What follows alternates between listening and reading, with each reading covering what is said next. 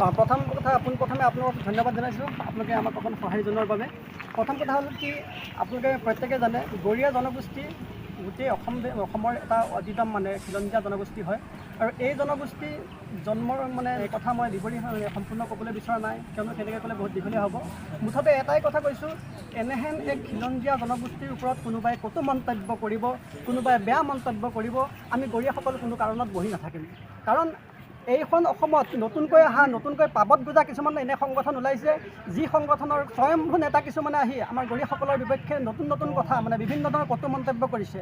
সিদিনাখন পৰিলক্ষিত হৈছে নিউজত অপেন কৈ আছে, সংখ্যালঘু সংগ্ৰাম পৰিষদৰ নেতা মুছাব্বিৰ আলী আহমেদ, তেখেতে আমাক কৈ আছে 5 টকীয়া টুপি পিন্ধা গৰীয়া। তেখেতে 5 টকীয়া টুপি পিন্ধা গৰীয়া বুলি আমাক কটু মন্তব্য কৰিছে। আমাৰ গৰীয়া মহিলাসকলে চুটি কাপোৰ পিন্ধা বুলি তেওঁ মহিলাসকলক অপমান কৰিছে।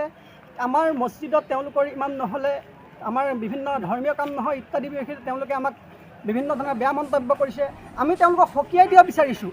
প্ৰথম কথা হ'ল কি, আমি তেওঁলোকৰ আশাত বা তেওঁলোকৰ ভিত্তিত তেওঁলোকৰ ওপৰত আমি এই অসমত জীয়াই থকা নাই। এই অসমৰ আদিতম খিলঞ্জীয়া জনগোষ্ঠী গৰীয়া জনগোষ্ঠী হয়।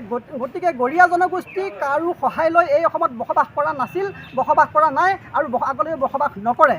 গৰীয়া জনগোষ্ঠীৰ স্বকীয়ভাৱে এই অসমৰ হাৱা বতাহ খাই জন্ম লোৱা এটা স্বকীয় জনগোষ্ঠী হয়। আৰু প্ৰথম কথা, এই যিজন মুছাব্বিৰ আলী আহমেদ নামৰ যিজন ব্যক্তিয়ে আমাৰ ওপৰত কটু মন্তব্য কৰিছে, তেওঁক সকীয়াই দিব বিচাৰিছোঁ যে ভৱিষ্যতে তেওঁ যাতে এনেকুৱা মন্তব্য নকৰে।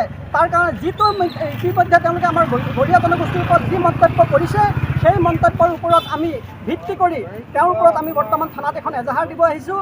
আৰু চৰকাৰৰ ওচৰত আমি আবেদন কৰিছোঁ, প্ৰশাসনৰ ওচৰত আমি আবেদন কৰিব বিচাৰিছোঁ যে অতি সোনকালে এনেকুৱা ব্যক্তিক কৰায়ত্ব কৰি জেল হাজতলৈ সোনকালে প্ৰেৰণ কৰে।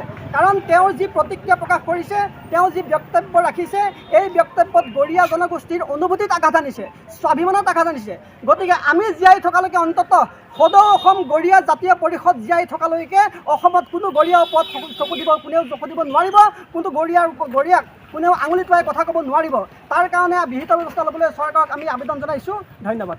আমি অসমৰ কলা সংস্কৃতিলৈ জীয়াই আছোঁ, কিন্তু আমাক এজন পাবত গজা নেতা মুছাব্বিৰ আলী আহমেদ কালি প্ৰেছত কোৱা কথাখিনি আমাৰ হৃদয়ংগম হৈছে। আৰু তেওঁ আমাক গৰীয়া জাতিটোক বিশেষভাৱে অপমান কৰিছে। আমি সদায় দোষী বুলিয়েই ক'ম। আমি দোষী বুলি কোৱাৰ কাৰণে আমাৰ গৰীয়া পৰিষদৰ নেতৃত্বত আমি তেওঁলোকক দোষী কঠোৰতম শাস্তি দিব লাগে। আমাৰ দাবী ইমানেই আছে, আমি তেওঁলোকক কোনো ধৰণৰ তিৰস্কাৰ কৰা নাছিল।